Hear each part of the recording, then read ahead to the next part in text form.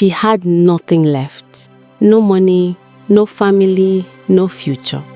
Just one bowl of rice, one piece of grilled mackerel, and a stranger sitting in the rain outside her pojangmacha with hollow eyes and trembling hands. Park Soo-Ah gave him everything. Her last meal, her last one, her last drop of warmth in a city that had swallowed her whole. She never expected to see him again. She certainly never expected him to walk into the most powerful boardroom in Seoul 6 months later, surrounded by 12 armed men in black suits, point directly at her and say 4 words that will change everything. She is my debt. The pojangmacha had seen better days. Its orange tap was patched in 7 places, its single gas burner hissed and sputtered in the November wind, and the hand-painted sign above it, Soo-Ah's Kitchen, had faded to the color of old bone. Park Soo-Ah, 43 years old, dark-skinned by Korean standards, and twice as stubborn as the cold, stood behind the cart on Mapo-gu's narrowest back street and cooked for the 3 customers who still bothered to find her. She had been called many things. The Black Lady, not cruelly, not always, but consistently, by neighbors who noticed her deep brown complexion in a neighborhood of pale faces. She wore the name like armor now. Let them talk. She had outlasted worse things than gossip. Her husband had died 4 years ago. A construction accident, a negligent foreman, a settlement that barely covered the funeral. Her landlord had raised the rent twice in 3 months. The pojangmacha was the last thing standing between Soo-Ah and the street, and even that felt like a negotiation she was losing. Tonight, the cold came early. By 8 o'clock, her 3 regulars had gone home and the street was empty and black. She began wrapping up, dousing the burner, covering the pot, when she saw him. He was sitting on the wet curb 10 feet from her cart. Not begging, not sleeping, just sitting in the rain with his hands on his knees and his eyes fixed on something she could not see. His suit, and it was a suit, she noticed, expensive once, was soaked through. His face was angular and hard, but his eyes were completely lost. Park Soo-Ah looked at her last bowl of rice, looked at him. She lit the burner again. She set the bowl in front of him without a word. Rice, kimchi, a piece of grilled mackerel she had been saving for her own dinner, a pair of chopsticks, a small cup of barley tea steaming. He looked at the food for a long moment without moving, long enough that she wondered if he was even conscious. Then he looked up at her. His eyes were dark, not empty dark, occupied dark, like a room with all the furniture covered in white sheets. Something large was living behind those eyes, dormant, waiting. "You don't know who I am," he said. It was not a question. "I know you are wet and you haven't eaten," so I said. "Eat first, talk later." He ate, not frantically, methodically, like a man relearning something he had forgotten. She watched him without appearing to watch, cleaning utensils, stacking containers. When he finished, he set the chopsticks down precisely across the empty bowl and drank the tea in one long pull. "How much?" he said, reaching into his jacket. "Nothing." He stopped. "Nothing? My last customer already paid for the gas. Consider it covered." She took the bowl back. "You should find somewhere dry. The Mapo shelter on Tojang Road takes people after 9. He stood. He was taller than she had realized, broad across the shoulders, the wetsuit clinging to a frame that once was powerful and was returning to it even now. He looked at her for 3 full seconds. "Your name," he said. "Park Soo-Ah."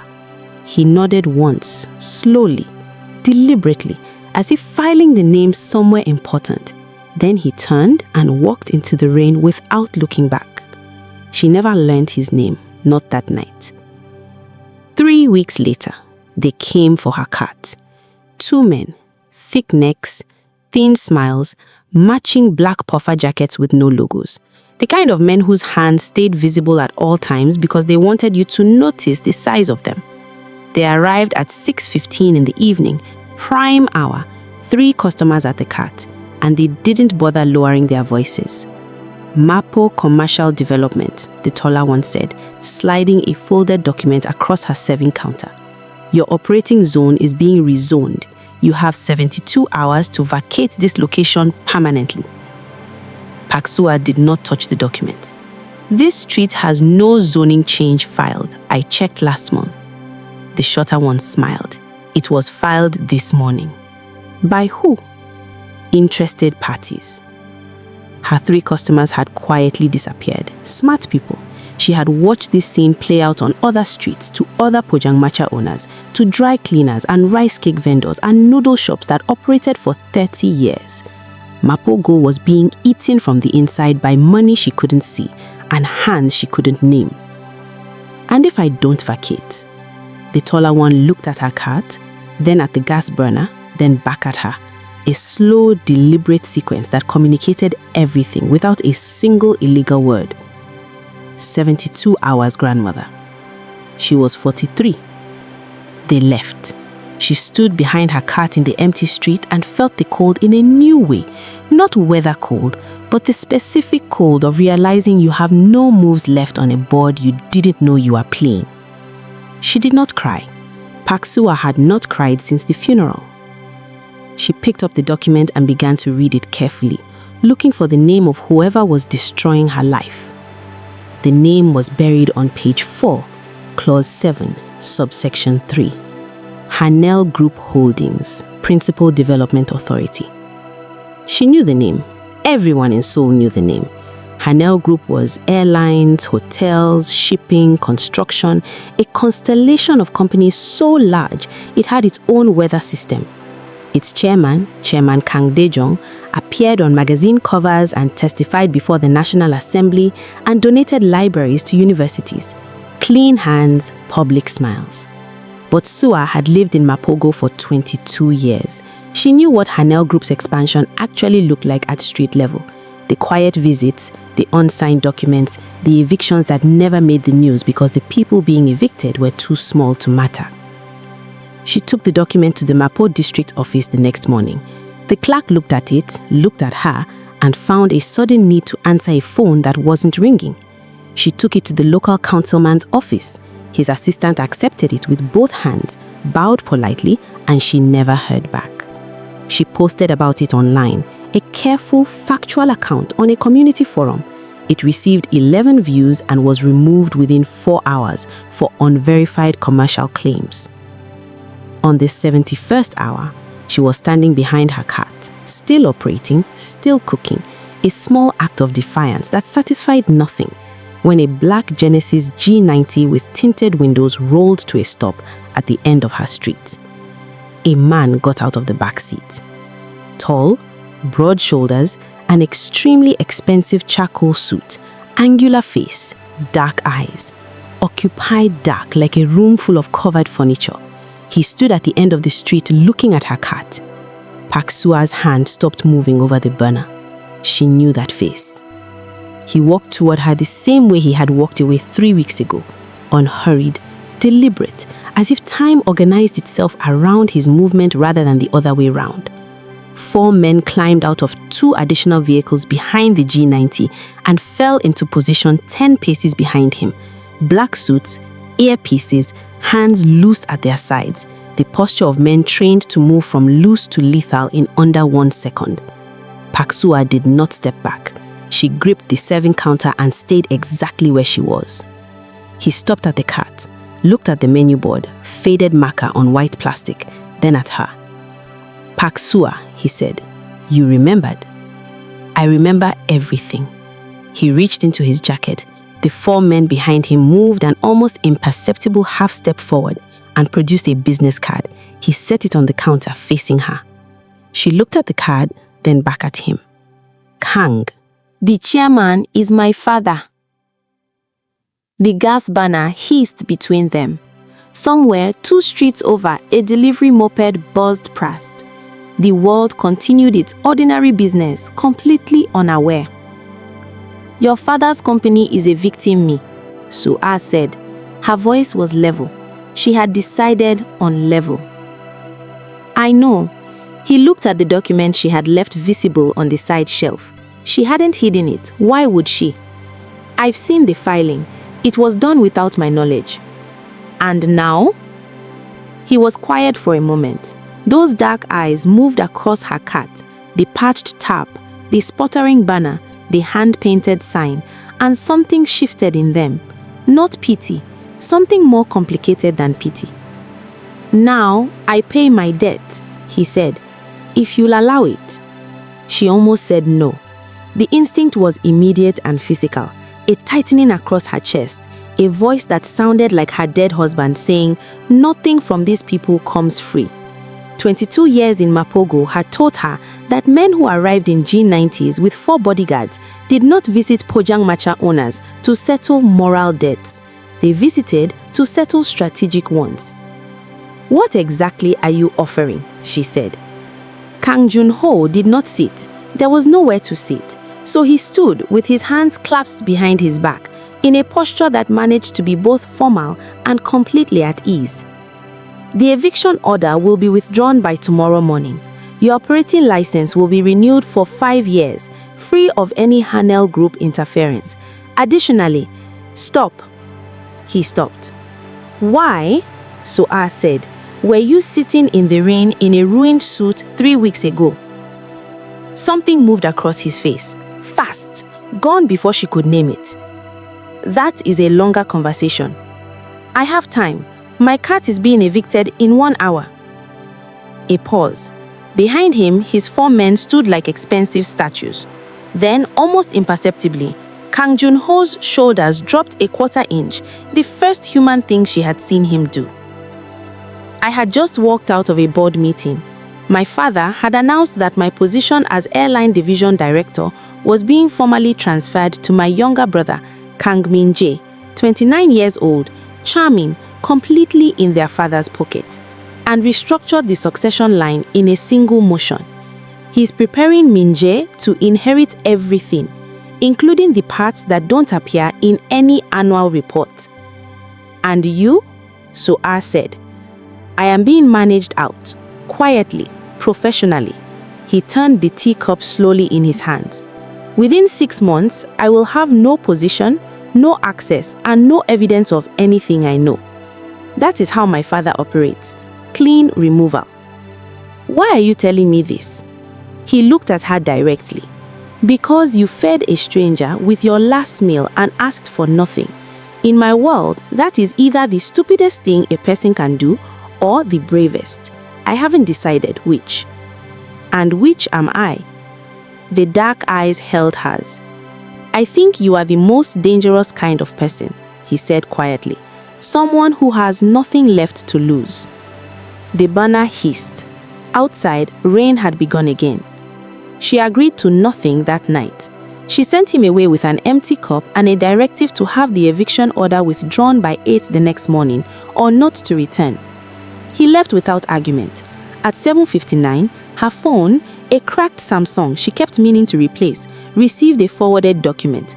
The eviction order, formally withdrawn, stamped by the district office. She read it 3 times. He came back at 9, this time alone. No G90, no bodyguards. He arrived on foot wearing a dark navy coat, looking like a man practicing at being ordinary. You came alone, she said. You seemed like someone who talks more honestly without an audience. She gave him rice and soup. She had made extra, she told herself, without examining why. And they sat on the small stools she kept for customers, and she asked him what he actually wanted. He was direct. He wanted back into Hanel Group, not the chairmanship, not yet, but his airline division. He had evidence of financial misrouting in his father's non-public network, evidence that Min-jae was already using the airline's logistics infrastructure for cargo movements that did not appear on any manifest. If it reached the right people, prosecutors, international aviation authorities, it would be catastrophic for the Kang family.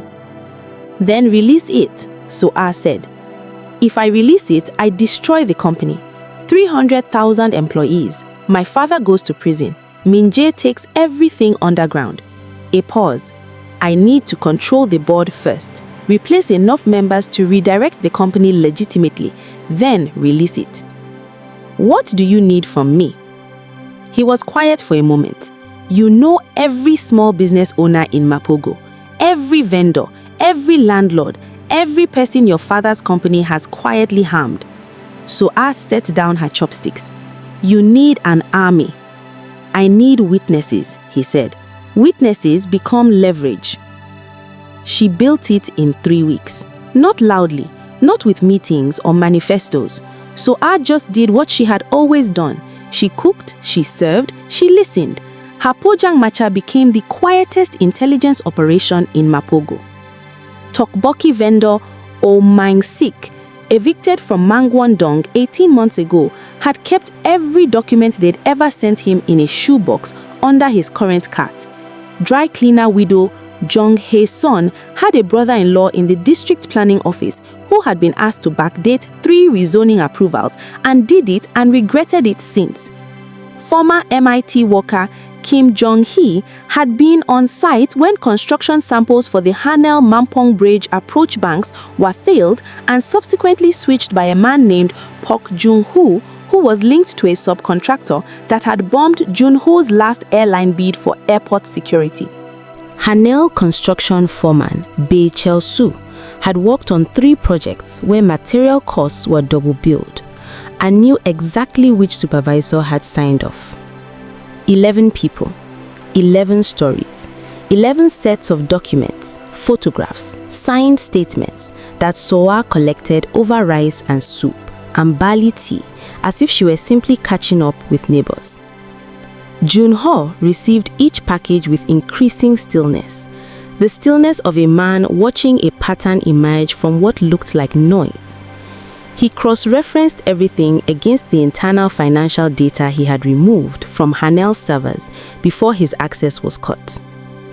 The picture that assembled itself was not a corporation with some corruption in it. It was a criminal enterprise with a corporation wrapped around it like a costume. This is enough for an indictment, he told her on a Tuesday evening at her cart. Then we're done, Soo-Ah said. No. He turned to the next page of documents. This tells us what they did. We still don't know what Min-jae is moving on those unmanifested cargo flights. Until we know that, we're holding a knife with no handle, dangerous to everyone, including ourselves. Then we find out what's on the flights, Soo-Ah said. He looked at her. That requires getting inside. Getting inside meant Incheon. Hanel Air's private cargo terminal at Incheon International was a facility within a facility. Separate access codes, separate staff, a section of the airport that processed freight arriving from Osaka, Macau, and 3 rotating Southeast Asian routes on a schedule that matched no public timetable. Jun-ho had a former colleague, Cargo Operations Manager Lee Sung-jin, a careful man with a gambling debt that Min-jae's people had purchased 3 months ago and now used as a leash. Lee Sung-jin was not evil. He was trapped. There was a meaningful difference. Soo-Ah went to him alone. Not at the airport, at his apartment in Incheon's Yensu district, on a Sunday afternoon, with a container of homemade doenjang jjigae and the specific look of a woman who understood exactly what it meant to be owned by a debt you didn't choose. She did not threaten him. She did not offer him money. She sat across his kitchen table and told him about the 11 people she had found in Mapo-gu, each of them crushed by the same machine that was currently crushing him. And she told him that there was a door opening and he could walk through it or he could stay exactly where he was. If I talk, they'll know, he said. They'll know eventually anyway, Soo-Ah said. Men like Min-jae don't maintain leashes. They cut them when they are done. Lee Sung-jin stared at the doenjang jjigae for a long time. He talked for 2 hours. The unmanifested cargo on those flights was not drugs, not weapons. It was people, specifically identity documents and financial credentials for individuals moving money out of China, Japan, and Vietnam through shell companies that Hanel's cargo infrastructure shielded from customs inspection. Jun-ho, when she told him, went completely still. That's not my father's operation, he said. That's someone else's. Someone using us. The name that emerged from 4 more days of cross-referencing was one Junho recognized immediately and Soo-Ah had never heard. Shin Tae-woong, 71 years old, no corporate title, no public profile. A photograph from 1987 in a Busan police archive was the only image of him Junho could locate. Young face, ordinary features, the specific blankness of someone who had decided early that being forgettable was a form of power. Shin Tae-woong was the architect of 3 of Korea's largest financial fraud networks across 4 decades.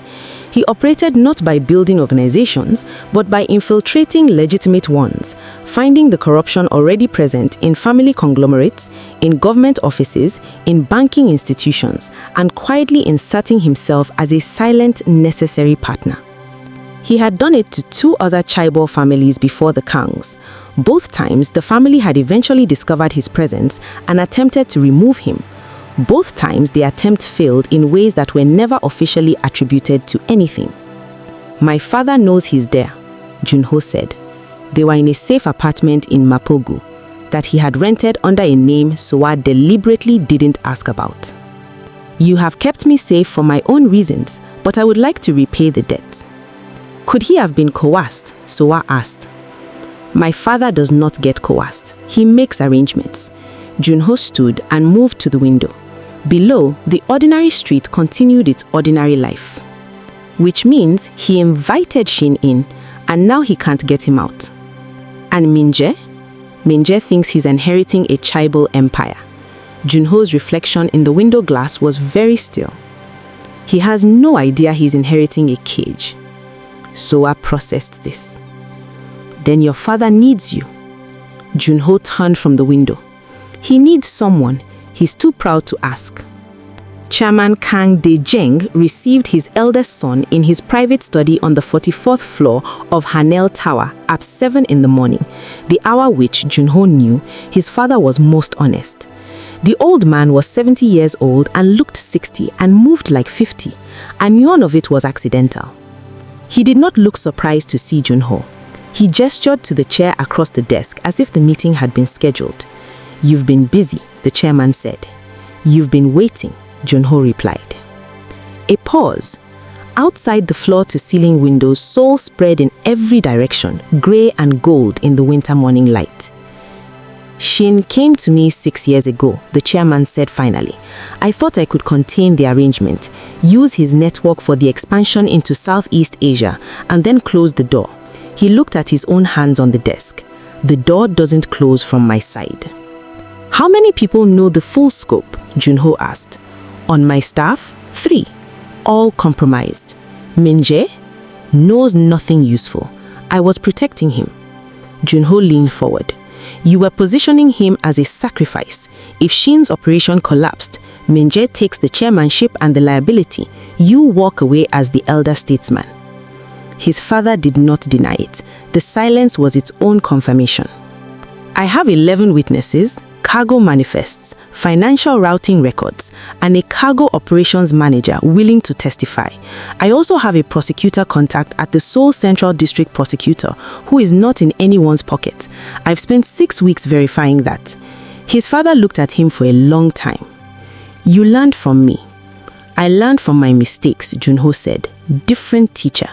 What do you want? I want Shin Tae-woong removed, and I want the airline back. The operation required 3 moving pieces and exactly 0 margin for error. First piece, Lee Sung-jin would accept one final cargo assignment, a Macau route scheduled for the following Thursday, the largest single movement Shin's network had run through Hanel in 8 months. He would document everything, on-site, time-stamped, and transmitted to Junho's lawyer at the moment of departure clearance. Second piece, Soo-Ah's 11 witnesses would submit their formal statements simultaneously to the Seoul Central District Prosecutor's Office at 9 Thursday morning, not as individual complaints, but as a single coordinated filing that a prosecutor named OJ1 had already agreed, quietly and off the record, to receive. Third piece was the most dangerous. Junho needed someone inside Shin Tae-wong's operation for the 48 hours before Thursday. Someone Shin had no reason to watch, no file on, no existing read of. Someone who had entered this world 6 weeks ago from the outside and left no digital trace. He asked Soo-Ah on a Wednesday evening over the last bowl of doenjang jjigae at her cart. She did not answer immediately. "What exactly would I need to do?" she said. Shin has a personal assistant, a woman named Park Ji-young, who has been trying to exit his organization for 8 months and can't find a safe path out. She needs a contact, a face-to-face confirmation that the exit is real and the protection is real. He paused. She will only meet another woman, someone she perceives as having no stake in any of this. And if Shin's people are watching her, then we abort and find another way. And if they follow her to me, the question sat in the hissing air between them. "Then I need you to trust that I will come," he said. Soo-Ah looked at her cat, her life's work, her last stubborn standing thing. "Tell me where to meet her," she said. Park Ji-young was 31 and looked 50 and had the specific exhausted alertness of someone who had been performing calm over terror for a very long time. They met in a Myeongdong department store cafe, Soo-ah's choice, deliberately public and bright and full of shopping bags and families. She arrived first, ordered 2 Americanos, and sat at the most visible table in the center of the room. Ji-young arrived 7 minutes late, scanned the room twice before sitting, and did not touch the coffee. "You are the woman from Mapo," she said, not a question. "And you are the woman who's been copying documents for 8 months, Soo-ah said. Ji-young's eyes sharpened. "He told you that. You told me that just now." A pause. Something recalibrated behind Ji-young's careful face. "Shin is sending someone to follow me this week," Ji-young said quietly. "He's noticed small things, printer usage, timing of my bathroom breaks." Her voice was absolutely flat, the flatness of someone who had compressed enormous fear into a very small and functional shape. "Thursday is enough," Soo-ah said. "The filing goes in at 9, the cargo evidence transmits at wheels up. Prosecutor O will move before noon. And me? Safe house in Mapo. Junho's people will have you there by 8 Thursday morning." Ji-young finally picked up the coffee. Her hands were steady, an act of pure discipline, she said. "Why are you doing this? You were a Pojangmacha owner 6 weeks ago." Soo-ah thought about this seriously, the way she thought about most things. "She was cold," she said, "and I fed someone and it turned out to matter." She stood and collected her bag. "Thursday, don't be late." She walked out into Myeongdong without looking back, exactly the way he had walked into the rain. Thursday arrived like a blade. At 9:02, 11 statements landed simultaneously on Prosecutor O's desk. At 9:17, his office issued 3 emergency warrants. At 10:41, Hanel Air Cargo Flight HL7742 to Macau pushed back from the private terminal at Incheon with Lee Sung-jin's encrypted documentation already transmitting to Junho's lawyer's server. At 11:15, Shin Tae-wong was taken from his residence in Songbuk-dong, quietly with minimum personnel, the way he himself had always operated. He was 71 years old, and he did not resist, and he said nothing, which was the most frightening thing about it. He had simply folded, the way men do when the thing they spent a lifetime building turned out to be a house of other people's patience. At 2 o'clock, Kang Min-jae resigned as airline division director, a resignation letter so cleanly worded that Junho recognized his father's hand in every sentence. Min-jae would be shielded. That was the negotiation. At 2:30, Kang Junho walked into Hanel Tower's 44th floor boardroom, 12 members, 1 empty chair at the head of the table, and took his seat. Not his father's seat, his own. At 3:30, he stepped off the elevator onto Mapo-gu's narrowest back street. Soo-ah's Pojanacha was open. Of course it was. He sat on the small customer's stool and she put rice and mackerel in front of him without asking. "It's done," she said. "It's done." She nodded and turned back to her burner. The airline has a foundation, community development in affected business zones. It needs a director. "I have a cart to run," she said. The cart would be funded, officially, permanently. She was quiet for a long time, stirring something that didn't need stirring. "Same bowl of rice," she finally said. "Same price." "Nothing," Junho said. "Nothing," she agreed. The burner hissed. The street was quiet, and in Mapo-gu, for the first time in a long time, something that had been broken began, very slowly, to settle straight.